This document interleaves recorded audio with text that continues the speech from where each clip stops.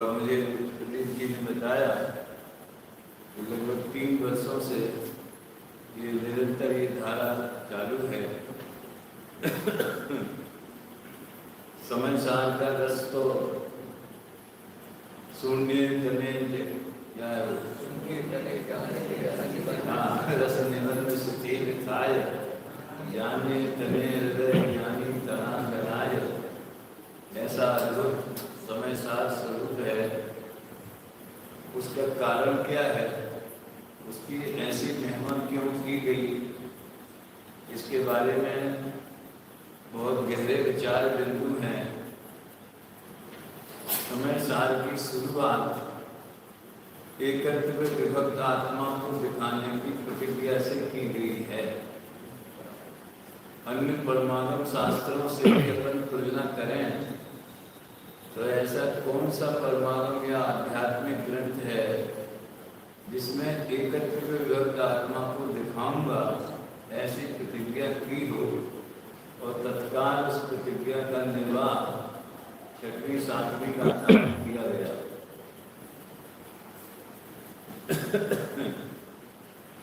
हर एक परमाणु शास्त्र का रचना करने का अलग अलग प्रयोजन है। जैसे हमारे यहाँ इस समय देवलाली में पूज्य गुरुदेव श्री के जो दैनिक प्रवचन सीढ़ी से 1 घंटा सवेरे चलते हैं, उसमें प्रवचन शास्त्र चल रहा है, विज्ञापन चल रहा है। उसकी चर्चा में अभी नहीं करूँगा यहाँ पे, बाद में चर्चा में बैठेंगे तब करेंगे। लेकिन मैं तुलना करने की बहुत सोचता हूँ। सर्वे मंगल मांगल्ये सर्वे कल्याण काले उसमें उन्होंने प्रधानम प्रतिज्ञा से शुरू किया। साम्य भाव को प्राप्त करने की क्षमता, पहला चारित्र कौन सा है 5 वेदों में? सामायिक चारित्र की प्रतिज्ञा से शुरू हुआ है। और तत्काल सामायिक का वर्णन करने के उसके फल में केवल ज्ञान होता है, सुख होता है, उसकी चर्चा की। शुद्धोपयोग अधिकार सबसे पहला तो उसमें उन्होंने ग्रंथता की भावना और इंद्रिय ज्ञान बीते अहो गड़ी मेरी करके विराधन तत्व का बंदूक उठाया आराधना का यह सन अति पुण्य से पाया। मिथ्या प्रपंचों में उलझ क्यों करूं मेरी ग्रंथता की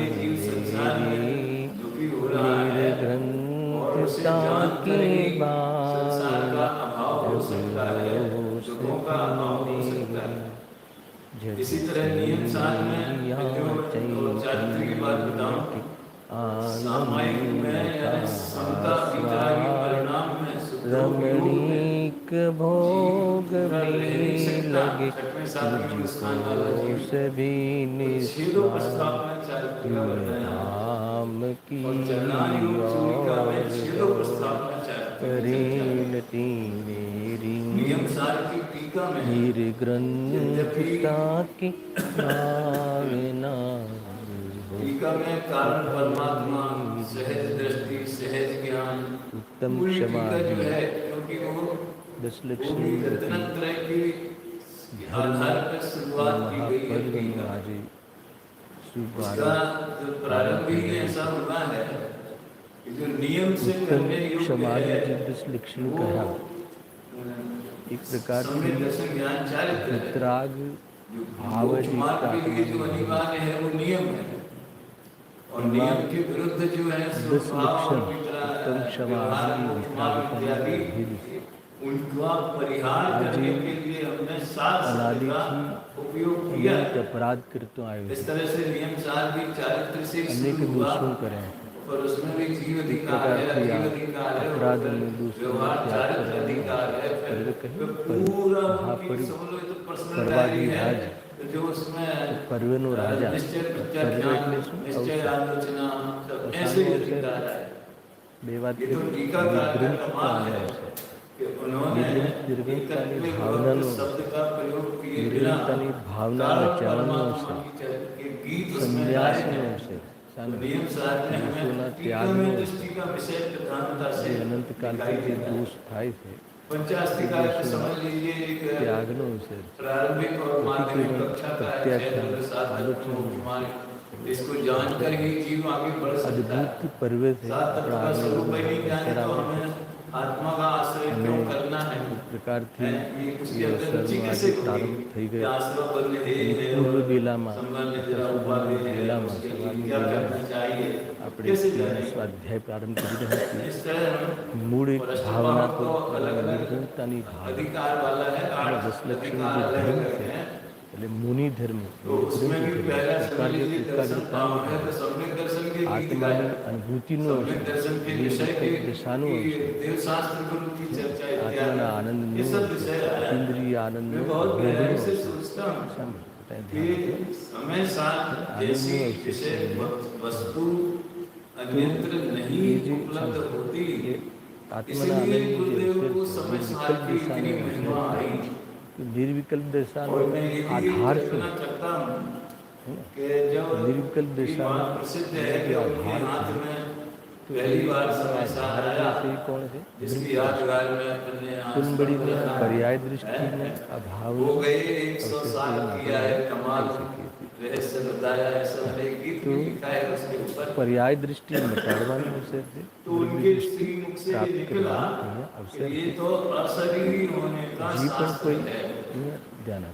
तो कितनी देर में उनने ये बात कही होगी और कौन से पेज पढ़ लिए होंगे और क्या उन्होंने देख लिया होगा कि अचानक एकदम से ये बोल पड़े कि ये तो अशरीरी होने का शास्त्र है।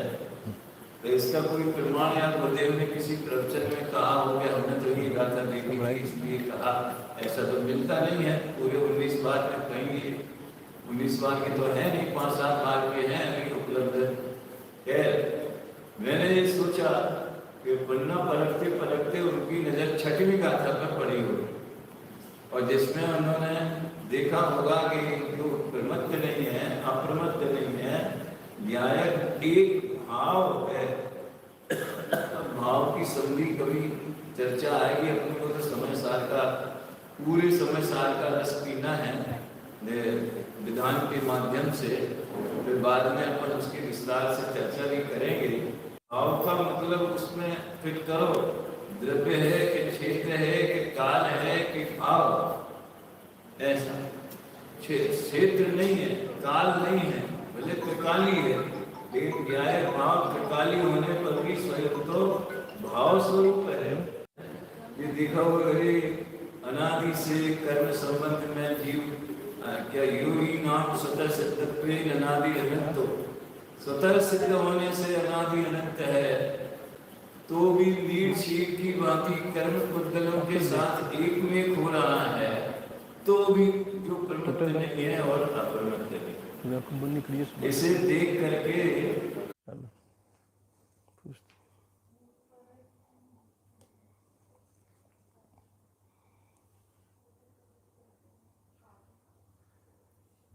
ओके कुछ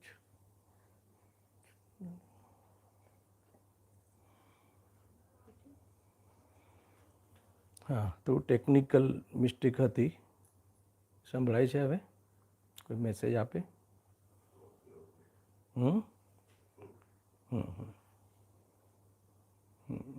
બસ આપણે વાત એ ચાલતી હતી કે ઉત્તમ ક્ષમાદિ 10 લક્ષણ મહાપર્વનો આજે પ્રારંભ થઈ રહ્યો છે। એમાં આપણે સૌથી પહેલાં 4 પદનો આપણે જે પાઠ કર્યો એમાં નિર્ગ્રંથતાની ભાવના ભાઈ છે। એક પ્રકારથી આજે મહાપર્વ છે પર્વ એટલે અવસર, તો કે શાનો અવસર છે? તો કે આ એક પ્રકારથી નિર્ગ્રંથતાનો, ભાવનાનો અવસર છે, સંન્યાસનો અવસર છે. અર્થાત તો અનાદિથી જે આજીવી અનંત અપરાધ કર્યા છે, અનેક દોષ કર્યા છે, તો એના ત્યાગનો અવસર છે. કુલ મળીને સંન્યાસની ભાવના નચાવવાની અહીંયા વાત છે. જ્ઞાન ચેતનાને પ્રગટ કરવાની અહીંયા વાત છે. એનો ભાવના નચાવવાની અહીંયા વાત છે. હવે જે ઉત્તમ ક્ષમાદિ 10 લક્ષણ, વિતરાગ ભાવ કહો, રત્નત્રી કહો, નિર્વિકલ્પ દશા કહો, આનંદનો અવસર કહો, અને આનો આધાર આપણે થોડી વાર પહેલાં જ હમણાં વાત કરી હતી કે એનો આધાર દ્રવ્ય દૃષ્ટિ છે. જે પણ જીવ નિર્ગ્રંથતાની ભાવના પ્રગટ કરે છે, એનો જે બેઝ છે, એનો જે પાયો છે, એનો જે આધાર છે, એ કોણ છે? દ્રવ્ય દૃષ્ટિ. તો દ્રવ્ય દૃષ્ટિ થવી, પર્યા દૃષ્ટિ મટવી, અર્થાત તો રત્નત્રયનો વિકાસ કરવો. એ જ પ્રકારથી આ પર્વ મનાવવું જોઈએ. આ પર્વ બહુ ગંભીર છે અને પર્વનો જે પ્રારંભ થયો છે એની સવારની બેલામાં આ ચર્ચા આપણે અહીંયા ઉઠાવવાની છે 10 દિવસ. તો એમાં અહીંયા દ્રવ્ય દૃષ્ટિ પ્રકાશ ગ્રંથ બિરાજમાન છે અને સુગાણીજી રચિત આ અનેક રચનાઓનો એક સમૂહ છે. એ પુસ્તક મારી સામે અહીંયા બિરાજમાન છે. તો એના આધારથી આપણે કેટલાક બોલોની ચર્ચા અહીંયા પ્રારંભ કરીશું. અને આજે થોડુંક ટેકનિકલ ડિસ્ટર્બન્સ હતું, પરંતુ આપણે એ અનુસંધાનમાં એમ સમજી લઈએ કે જે 10 લક્ષણ કહ્યા, ધર્મના જે 10 ઉત્તમ ક્ષમાદિ 10 લક્ષણ ધર્મ કહ્યા, એ વિતરાગ ભાવના જે ભેદ છે. તો એમાં જે દોષો ટળે છે, એ દોષોના અભાવમાં જે વિતરાગતા અર્થાત તો વિશુદ્ધિ, જીવની શુદ્ધિ જે પ્રગટ થાય છે, એ શુદ્ધિનું નામકરણ કરવામાં આવ્યું છે. ખરેખર એક વિતરાગ જ લક્ષણ છે ધર્મનું, અર્થાત તો જીવનું કર્તવ્ય રૂપી જે કાર્ય છે, એ રત્નત્રય રૂપી જે ધર્મ પ્રગટ કર્યો છે, એ વિતરાગ ભાવ જ અહીંયા પ્રગટ કર્યો છે. ટૂંકમાં રાગદ્વેષ મટાડવો, કશાયો મટાડવી, ગુણ પ્રગટ કરવા, ઉત્તમ ક્ષમાદિ ગુણ છે, એ ગુણ પ્રગટ કરવા અને દોષોને મટાડવા, એ માર્ગ છે. એનો આધાર દ્રવ્ય સ્વભાવની જે દૃષ્ટિ, આત્મદૃષ્ટિ, સ્વભાવની દૃષ્ટિ, પોતાનો પરિચય કરવો, એ જ એક માત્ર બેઝ છે, ઉપાય છે. એનાથી જ રત્નત્રયનો પ્રારંભ થાય છે. એનાથી જ આ ધર્મોનો, ઉત્તમ ક્ષમાદિનો પ્રારંભ થાય છે. અનાદિથી આજીવી પોતાની સાથે એવા અપરાધ કર્યા છે, તો એ બધા જ અપરાધો મટે, એ જ વાસ્તવમાં ક્ષમા છે. પોતાને કશાયોથી મુક્ત કરવો, એ જ આત્માની ક્ષમા છે, એ જ ઉત્તમ ક્ષમા છે. અને બાહ્યમાં બી એ જ ક્ષમા છે. હે ને? દોષ મટાડવા, જ્યાં પોતાના દોષો મટે છે, ત્યાં ઓટોમેટિકલી બાહ્યમાં પણ ક્ષમા જેવો પ્રસંગ પ્રાપ્ત થઈ જાય છે. તો એને મટાડવા માટે શું કરવું? તો અહીંયા આપણે એના આધારમાં એક દ્રવ્ય દૃષ્ટિ પ્રકાશ ગ્રંથમાંથી કેટલાક જે બોલ છે શરૂઆતથી જ લેશું આપણે, એમાંથી વિશેષ બોલોની ચર્ચા કરીશું. સૌથી પહેલાં જે આ જે રચના છે, જે આધ્યાત્મિક રચના છે દ્રવ્ય દૃષ્ટિ પ્રકાશ, એને જે નામકરણ કરવામાં આવ્યું છે, એ નામ જે દ્રવ્ય દૃષ્ટિ પ્રકાશ, એની જે સાર્થકતા છે એના પર આપણે થોડો વિચાર કરીશું. એના પછી આપણે જે કયા પ્રકારે આપણે અત્યારે સ્વાધ્યાય કરવું છે એની સામાન્ય રૂપરેખા આપી દઉં. તો દ્રવ્ય દૃષ્ટિ પ્રકાશનું જે નામકરણ કર્યું છે એની સાર્થકતા એક, એના પછી દ્રવ્ય દૃષ્ટિ પ્રકાશ સંબંધી જે ઉદ્ગાર વ્યક્ત કર્યા છે પૂજ્ય ગુરુદેવશ્રીએ, એની થોડી ચર્ચા કરીશું.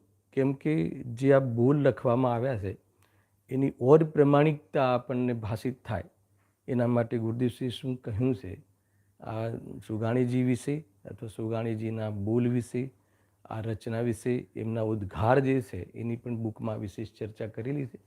એના આધાર ઉપર કંઈક 27 ઉદ્ગાર કર્યા છે. એમાંથી આપણે 2-3 ઉદ્ગાર પર આપણે વિશેષ વિચાર કરીશું.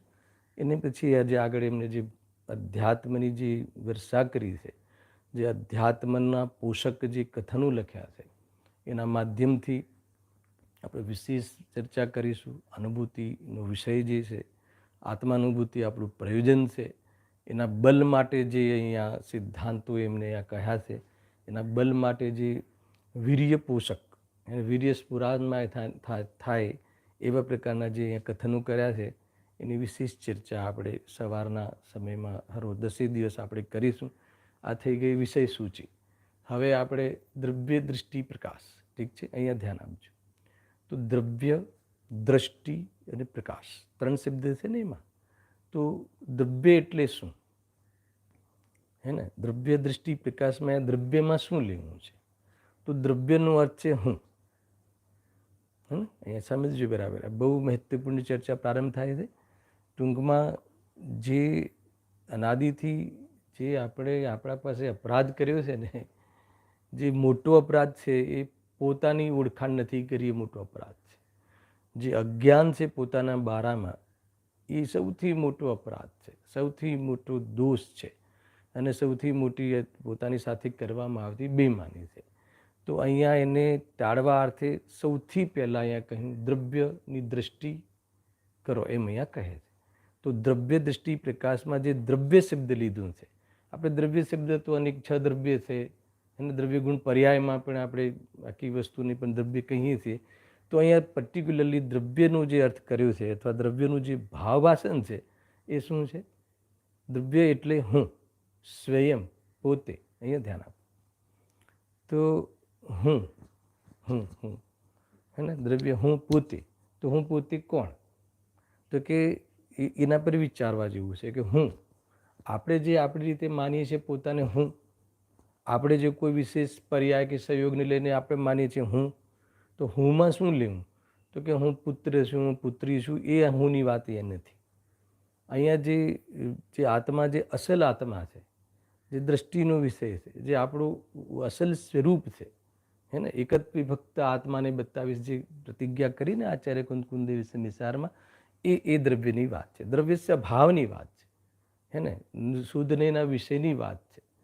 આપણો જે અસલ પરિચય છે, જે આપણે અસલી આપણું જે સ્વરૂપ છે, એની ચર્ચા છે. તો દ્રવ્ય એટલે હું, સ્વયં, પોતે. આ 3 શબ્દ ધ્યાન રાખજો. સ્વયં, હું સ્વયં, જે ત્રણેય કાળે મોજૂદ રહે છે, હર પર્યાયોમાં, હર ક્ષણિક સત્યમાં નો સાક્ષી રહે છે. ખ્યાલ આવ્યો? હર ઉત્પાદ વ્યયમાં ધ્રુવ્ય તરીકે મોજૂદ રહે છે, હર કાલક્ષણમાં વર્તે છે. એ હુંની વાત છે. એવો એક બી સમય ના હોય કે જે ના હોય. તો અર્થાત તો જે પોતાની અનંત શક્તિઓ સહિત જે હંમેશા મોજૂદ રહે છે, અને એ હું. દુઃખના કાલમાં પણ દુઃખને જાણવા રૂપે, દુઃખને પ્રકાશન કરવા રૂપે, અથવા દુઃખને જેમાં જણાય છે એવા જાણનાર રૂપે જે રહે છે એ હું. એને જાણનાર દેખનાર કહો, જાણનારો કહો, જ્ઞાયક ભાવ કહો, આત્મા કહો, શુદ્ધાત્મા કહો, એને બીજભૂત પરમાત્મ તત્વ કહો, એની વાત છે. આશ્રયભૂત જે સ્વભાવ છે એની વાત છે. હુંમાં પૂરી દુનિયા છે, હુંમાં મારી દુનિયા છે. એ હુંમાં વાસ્તવમાં એ જ મારો પરિચય છે, એ પરિચયની વાત છે. એટલે શું? આ તો આપણે એક સામાન્ય ભાવવાસન અત્યારે આપણે કરી રહ્યા છીએ. તો દ્રવ્ય એટલે શું?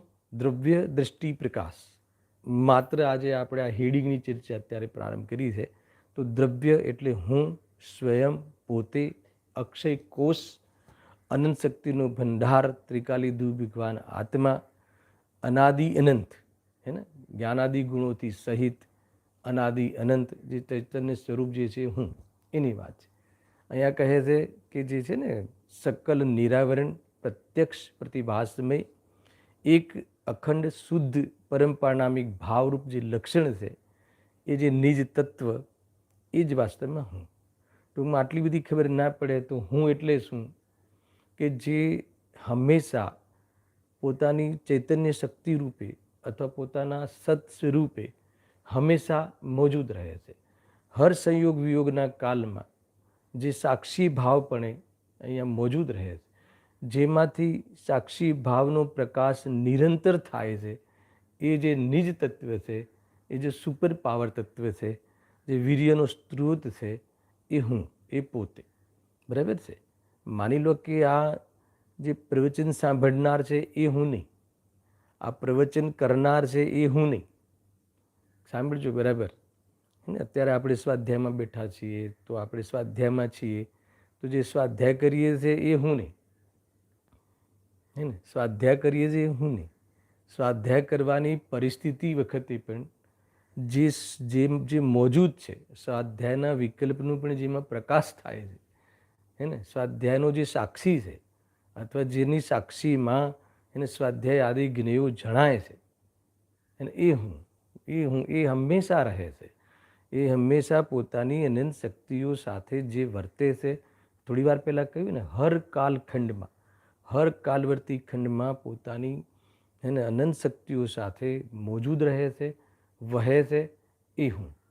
એ બરાબર છે. એનું નામ દ્રવ્ય. અહીંયા દ્રવ્ય કહેતા આપણું ભાવભાષણથી શું થવું જોઈએ? દ્રવ્ય દૃષ્ટિ પ્રકાશ, હે ને. એ જે અહીંયા આપણે ગ્રંથ પ્રારંભ કરી રહ્યા છીએ એમાં જે દ્રવ્ય શબ્દ અહીંયા પડ્યો છે એના ભાવભાષણમાં દ્રવ્ય એટલે હું, બરાબર છે. એટલું થોડું આપણને ખ્યાલ આવવો જોઈએ, બરાબર છે. એમાં હુંમાં શું લેવું ફરીથી, કારણ કે આ જ નક્કી કરવાનું છે. આ હુંનો જ નિર્ણય નથી, હે ને. આપણને તો જે જાણવામાં જે પણ કોઈ આવે છે અન્ય જ્ઞેય, એને એમાં જ કલ્પનાઓ કરીએ છીએ, હુંપણાની, મારાપણાની, ઈષ્ટપણાની, અનિષ્ટપણાની. તો એ બધી ચીજો તો શું છે? એ તો અજ્ઞાન છે, એ તો વિરાધન છે. એ જ તો આપણે આ આત્મતત્વની વિરાધના કરી છે, એને. આટલો બધો મોજૂદગી, એને પૂરેપૂરો તત્વ ઊભું છે, એને. જે જાગતો જીવ ઊભો છે, બેનશ્રી કહે છે ને, જાગતો જીવ ઊભો છે, હંમેશા જાગૃત રહે છે. ઊંઘના કાલમાં પણ ઊંઘ આવી કે ઊંઘ ના આવી એની ખબર રાખે છે, અને જેમાં ખબર પડે છે એ વાસ્તવમાં જે મારો પરિચય છે, એ જ વાસ્તવમાં મારી દુનિયા છે, એ જ મારી અસ્થિ છે, એ જ મારી હસ્તી છે, એ હું સ્વયં છું, એ પોતે છું, બરાબર છે. તો અહીંયા કહે છે કે દ્રવ્ય એટલે હું. આ ભાવવાચક અર્થ થઈ રહ્યો છે ને, દ્રવ્ય એટલે હું. દ્રવ્ય એટલે 6 દ્રવ્યમાં જીવ દ્રવ્ય એમ પણ નહીં, હે ને. અહીંયા હું, હે ને. 7 તત્વમાં જીવ તત્વ લીધો ને, 7 તત્વમાં જીવ તત્વ લીધું, તો જીવ તત્વનું શું ભાવાસન કરાવ્યું ત્યાં 7 તત્વના વિષયમાં? જીવ તત્વ એટલે સ્વ, અજીવ તત્વ એટલે પર, બરાબર છે. જીવ તત્વ એટલે સ્વ, જે સ્વ એટલે સ્વયં પોતે. તો સ્વયં કેવો છે? તે સદાકાળ, અનાદિ અનંત, વાસ્તવમાં અક્ષય કોષ છે, વાસ્તવમાં આનંદ શક્તિઓનો ભંડાર છે, આ વાસ્તવમાં ખરેખર ચૈતન્ય સ્વરૂપે બિરાજમાન પ્રભુ છે. આ ખ્યાલ આવ્યો? એની ચર્ચા છે, એની અહીંયા વિશેષ વાત અહીંયા ચાલી રહી છે. તો આપણે દ્રવ્યનો એક સામાન્ય અર્થ કર્યો.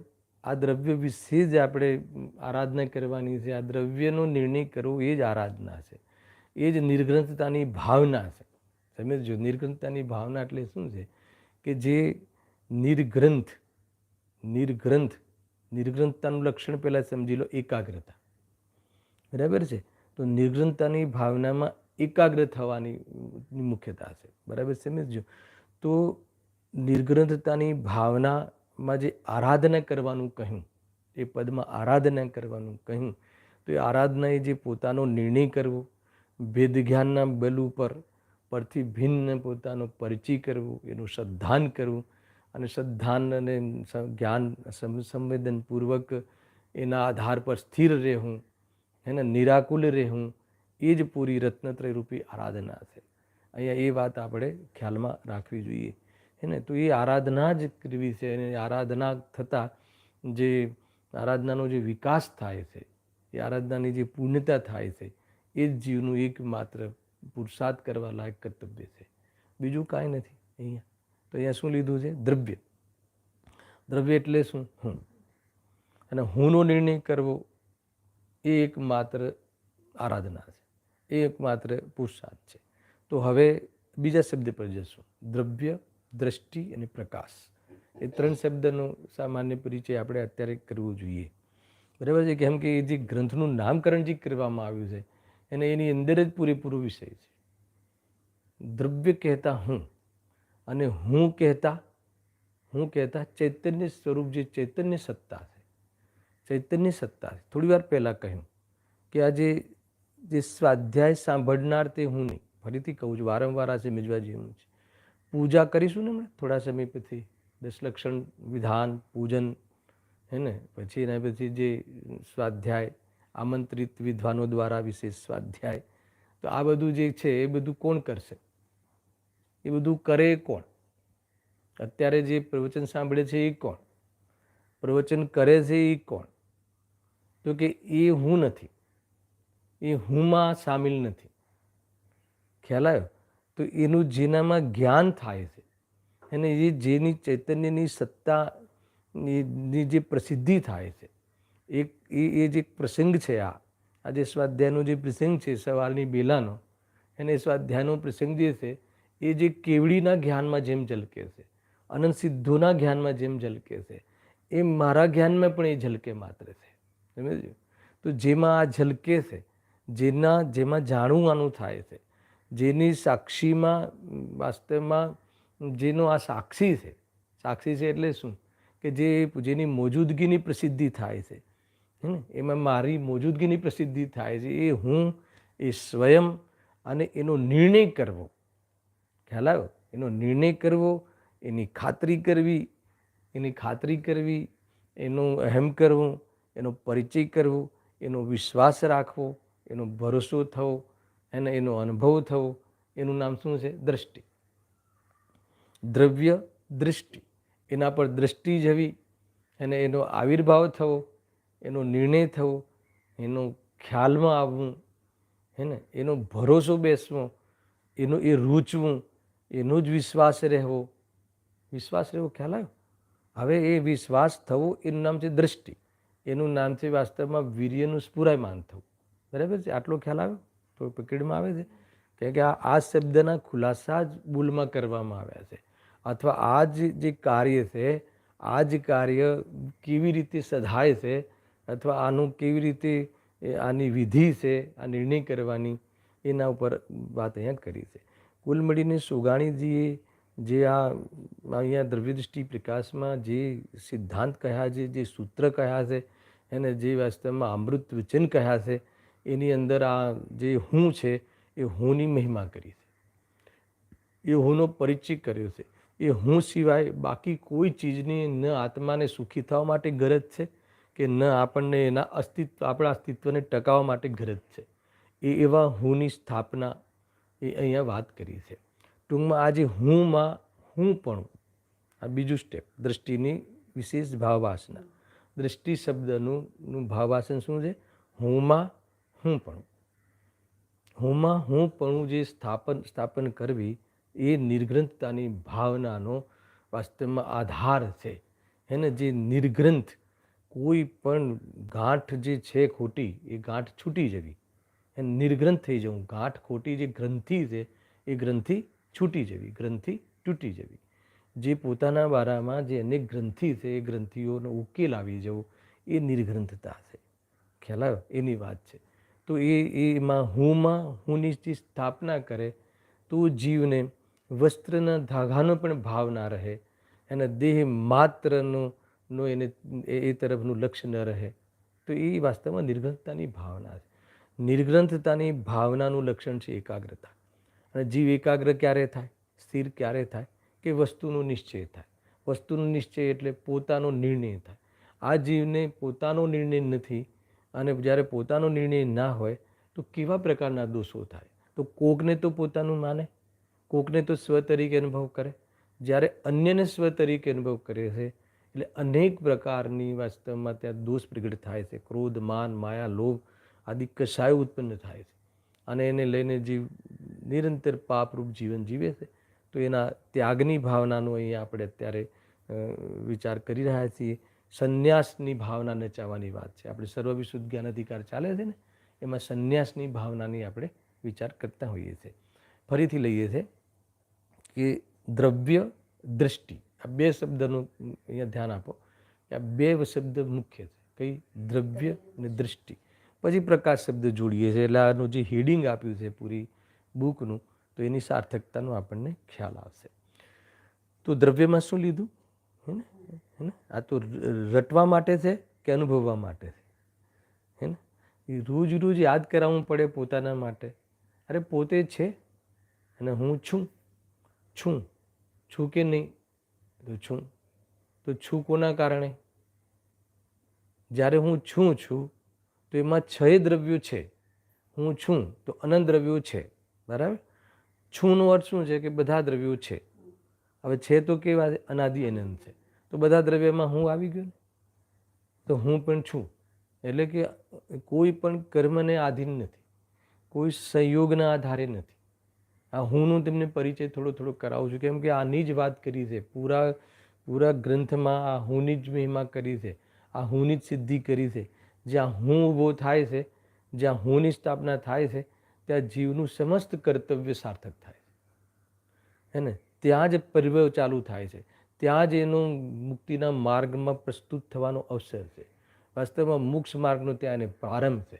ત્યાં જ આ 10 લક્ષણના વિકાસનો પ્રારંભ છે.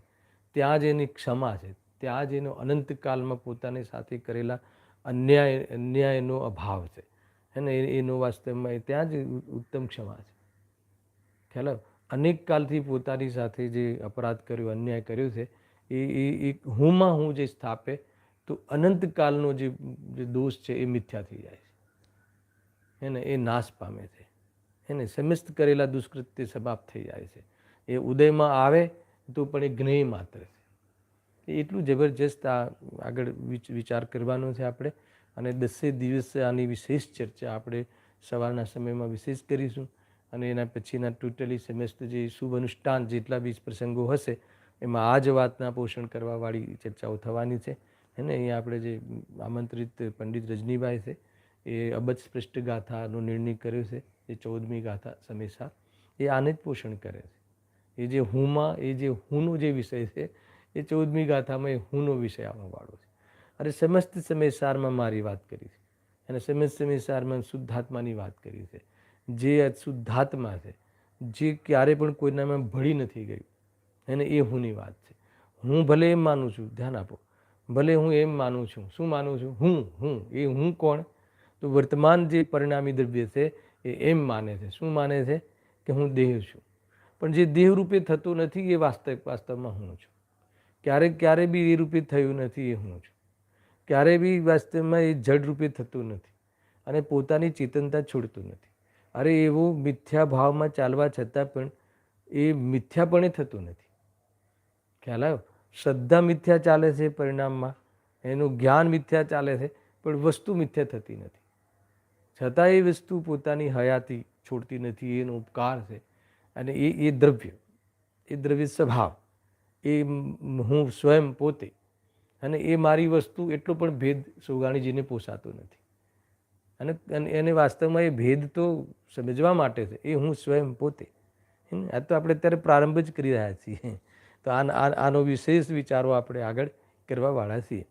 ને તો એ હું હવે આગળ દ્રષ્ટિમાં ફરીથી શું લીધું? એક શબ્દમાં લઈએ તો હુંમાં હુંની સ્થાપના, હે ને? એનું નામ દ્રષ્ટિ. હુંની સ્થાપના કરવી, આ હુંમાં હુંની સ્થાપના કરવી. સ્થાપના કેવી રીતે કરશો? અને એની આખી વિધિ સમજવાની છે આપણે. 10 દિવસમાં અનુભૂતિની વિધિ સમજવાની છે, હે ને? હુંમાં હુંની સ્થાપના કેવી રીતે કરશો? તો પહેલાં આ જે હું છું એ હુંની સિદ્ધિ કરવાની છે, હે ને? એ નયોના માધ્યમથી, એ આગમના માધ્યમથી એને હુંની સિદ્ધિ કરવાની છે કે આ હું એની સિદ્ધિ કરવાની છે ફરીથી. અને શું સિદ્ધિ કરવાની છે? ભલે દેહની સાથે રહે પણ એ રૂપે થતો નથી એની સિદ્ધિ કરવાની છે. અને દેહ તે હું નથી, દેહથી હું સદા ભિન્ન છું એની સિદ્ધિ કરવાની છે. બીજી સિદ્ધિ કઈ રીતે કરવાની છે? આ સિદ્ધિ જ કરવાની છે કે એ ક્યારે પણ કોઈનામાં ભળી નથી ગયો એટલે શુદ્ધની સિદ્ધિ કરવાની છે. હંમેશા એક રૂપે રહ્યો છે એટલે પોતાના રૂપે રહ્યો છે એની સિદ્ધિ કરવાની છે. એક એટલે શું? એક એટલે પરિપૂર્ણ, એકાઈ, હે ને? પોતાના ચતુષ્ટયમાં રહે છે. દ્રવ્ય ક્ષેત્ર કાલ ભાવથી હંમેશા પરિપૂર્ણ છે. એ જ એની એકતા છે, એ જ એની અખંડતા છે. ખ્યાલ આવ્યો? એ જ વાસ્તવમાં નિરાવરણ છે. એ ક્યારે બી કોઈ કર્મના આવરણની સાથે ભલે રહે પણ એનાથી કોઈ જડ થઈ ગયો હોય કે એનાથી ઢંકાઈ ગયો હોય કે કાંઈ એનાથી ખતમ થઈ ગયો હોય, એને એમ નથી. ભલે એને જોવે નહીં એને તિરોભાવ કહે, પર્યાયને જોવે નહીં એનો તિરોભાવ કહે, પણ વસ્તુ તરીકે ક્યારે પણ એ એને નષ્ટ થતી નથી, ઢંકાતી નથી, હંમેશા મોજૂદ રહે છે. અને મોજૂદ રહે છે એટલું જ નહીં, હર સમય પોતાની પ્રસિદ્ધિ કરતું વર્તે છે, હર સમય સાક્ષી ભાવે વર્તે છે. એનું નામ શું છે? હું. બરાબર છે. હવે આ હુંમાં આપણે વાત એ ચાલે છે, એમાં હુંમાં હુંની સ્થાપના, આ સ્થાપના કરવાની વિધિ ચાલે છે ને. સ્થાપના એટલે એની પહેલાં સિદ્ધિ કરવી, જ્ઞાનમાં સિદ્ધિ કરવી, અને એની શ્રદ્ધામાં ખાતરી થવી. ખાતરી થવી એટલે શું? ખાતરી થવી એટલે એનો વિશ્વાસ આવો, એનો હંમેશા એ સંબંધી આપણને એનું વર્તાવો કે આ હું છું. એનું શ્રદ્ધાન થવું, એનું અહમ થવું, એનું વાસ્તવમાં અહેમપણું થવું, એનું નામ શું છે? હુંમાં હુંપણાની સ્થાપના. એનું નામ શું છે? દ્રષ્ટિ. આ સ્વભાવની દ્રષ્ટિ કરી, એના ઉપર દ્રષ્ટિ જવી, હે ને. આપણી દૃષ્ટિમાં એનું વસવાટ થવું, એનું નામ શું છે? આ દ્રષ્ટિ. તો દ્રવ્ય દૃષ્ટિ, દ્રવ્યની દ્રષ્ટિ, દ્રવ્ય સ્વભાવની દૃષ્ટિ, પોતાનો પરિચય, નિર્ણય કર્યા પછી એમાં શ્રદ્ધાનું જોડાવું. અને શ્રદ્ધાનું જોડાવું ક્યારે થયું કહેવાય? હે ને. જ્યારે શ્રદ્ધાનું જોડાવું થયું ક્યારે કહેવાય? આ હુંમાં હુંની સ્થાપના થઈ ક્યારે કહેવાય? કે જ્યારે હુંનો પરિચય થઈ જાય, હુંમાં હું પણ સ્થાપના થઈ જાય, એટલે પરસંબંધી વિકલ્પો સમાપ્ત થઈ જાય, નિર્વિકલ્પ થઈ જાય. એને એનું જાણવું તો રહે, હે ને, પણ કશાય ન રહે, હે ને. કશાય રહિત જેનું જાણવું થાય છે, એ નિર્વિકલ્પ દશાને જે પ્રાપ્ત થાય, એ વાસ્તવમાં 10 લક્ષણી ધર્મ છે. વિતરાગ ભાવથી જીવવું એ જ વાસ્તવમાં જીવનું જીવન છે. વિતરાગ ભાવપૂર્વક જ જાણવું, વિતરાગ ભાવપૂર્વક જ રહેવું, નિર્વિકલ્પ રહેવું. એનો અર્થ શું? વિતરાગ ભાવપૂર્વક જાણવું, એનું નામ શું છે? નિર્વિકલ્પ દશા. તો એવી દશાને પ્રાપ્ત થવાની અહીંયા ચર્ચા કરી છે, એનું નામ દ્રવ્ય દ્રષ્ટિ. તો આ દ્રવ્ય દ્રષ્ટિનો જેમાં પ્રકાશ છે, સાંભળજો બરાબર, હે ને. આ દ્રવ્ય દૃષ્ટિનો જેમાં પ્રકાશ કરવામાં આવ્યો છે, આ દ્રવ્ય દૃષ્ટિની જેમાં ચર્ચા કરવામાં આવી છે, અને એ ગ્રંથનું નામ દ્રવ્ય દૃષ્ટિ પ્રકાશ રાખવામાં આવ્યું છે. બરાબર. આપણી પાસે 5 મિનિટ છે. હવે 5 મિનિટમાં એક બોલ એટલે એક જે ગુરુદેવસિંહનો ઉદ્ગાર છે, એની ચર્ચા હું અહીંયા સામાન્ય પ્રારંભ કર્યું છું. અને 2-3 ઉદ્ગાર ઉપર આપણે વિશેષ વિચાર કરીશું, હે ને. એના પછી આપણે એક પ્રકારથી જે બોલ છે પંડિતજીએ લખેલા, એ બોલની ચર્ચા આપણે અહીંયા કરીશું. જો અહીંયા છે ને,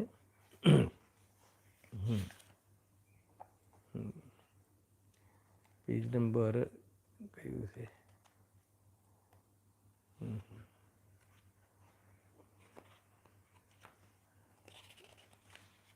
બહુ મોટી ચોપડી છે આ. એની અંદર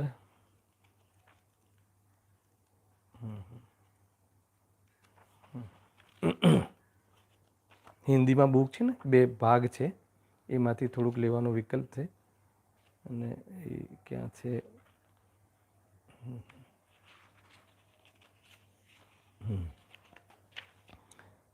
એમાં પેજ નંબર છે 87માં.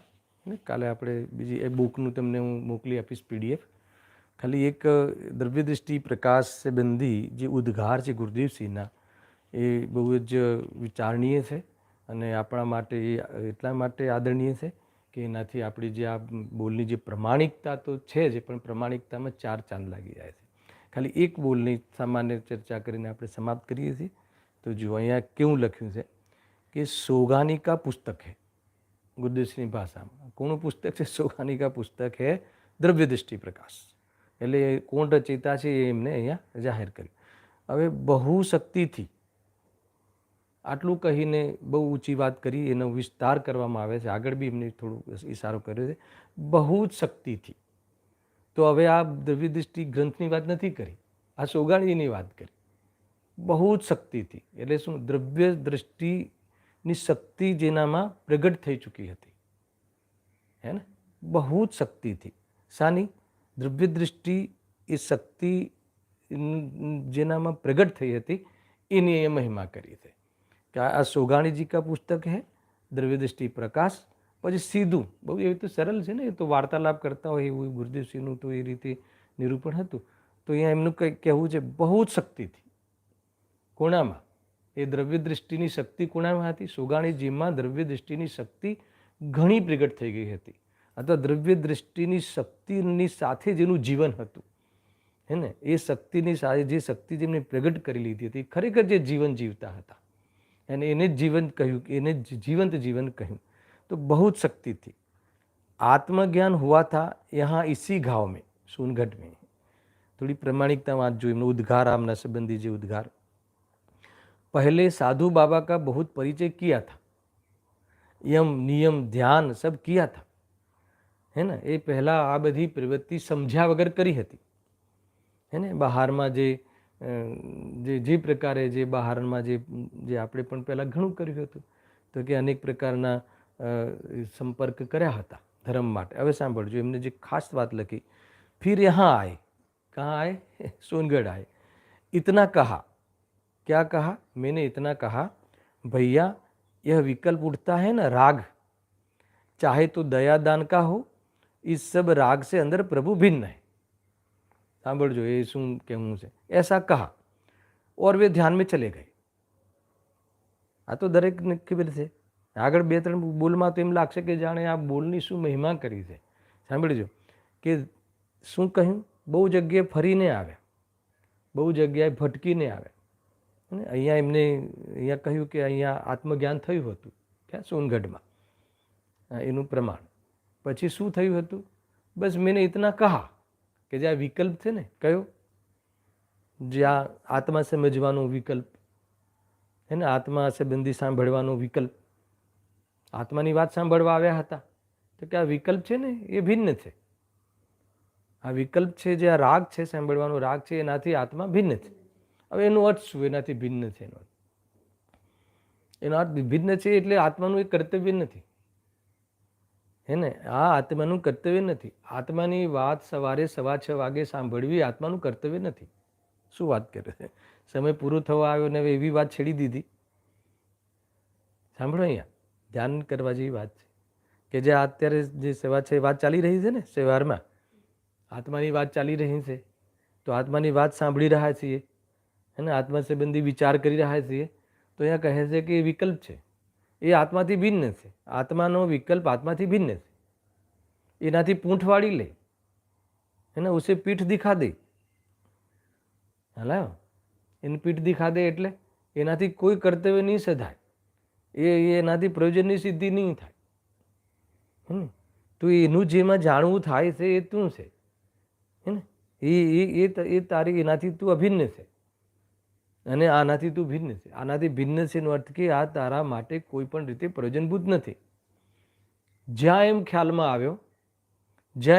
આવ્યું, ગુરુદેવસિંહ કહે છે ધ્યાનમાં જતા રહ્યા. ધ્યાનમાં જતા રહ્યા એટલે નિર્વિકલ્પ થઈ ગયા. નિર્વિકલ્પ થઈ ગયા એટલે શું? જે આ જાણવાનો વિકલ્પ હતો એ દ્રષ્ટિમાંથી નીકળી ગયો. દ્રષ્ટિમાં નિર્વિકલ્પતા અને પરિણામમાં નિર્વિકલ્પતા. કાલ લેશું આપણે. હવે શરૂઆત થઈ ગઈ છે ને, હવે રંગ જામશે. દ્રષ્ટિમાંથી નીકળી ગયું. દ્રષ્ટિમાંથી નીકળી ગયું એટલે વિકલ્પમાં અહમપણું છૂટી ગયું. વિકલ્પની ગરજ મટી ગઈ. વિકલ્પ છે, વિકલ્પનું જ્ઞાન પણ છે, પણ વિકલ્પમાં અહમ હતું, કરવા લાયક જે માન્યતા હતી તૂટી ગઈ. એને શુદ્ધોપયોગ કરીને સહજ અંતર્મુરત નિર્વિકલ્પ થઈને, એને નિર્વિકાર થઈને, એ વિતરાગ ભાવ રૂપે રહીને વિકલ્પ ભર છે એમ જાણી લીધું. બસ આ એમને આત્માનુભૂતિ કરી લીધી. આ 10 લક્ષણી મહાપર્વનો એમને પ્રારંભ થઈ ગયો. જ્યાં આત્માનો અનુભવ થયો ત્યાં 10 લક્ષણ પર્વનો પ્રારંભ થઈ ગયો. એ પ્રકારે આપણે 10 લક્ષણ પર્વના પૂર્વમાં એ જે 10 લક્ષણી ધર્મ કેવી રીતે પ્રારંભ કરવો એની સામાન્ય ચર્ચા આપણે કરી છે. આ જેટલી પણ આજે વાત થઈ એની સામાન્ય 15 મિનિટ કાલે ચર્ચા કરીશું, કેમ કે વચ્ચે ડિસ્ટર્બન્સ આવ્યું ને, આપણે બંધ કરવું પડ્યું હતું ટેકનિકલ ના માટે. તો આપણે થોડીક વિશેષ ચર્ચા કરી અને પછી આપણે આગળના 2-3 ઉદ્ગાર સાંભળીશું અને એના પછી બોલ ઉપર આપણે વિશેષ ફોકસ કરીશું. સહેજાનંદી શુદ્ધ સ્વરૂપી અવિનાશી આત્મ સ્વરૂપ સહેજાનંદી शुद्ध स्वरूपी अविनाशी हूँ आत्मस्वरूप सहजानंदी शुद्ध स्वरूपी अविनाशी हूँ आत्मस्वरूप।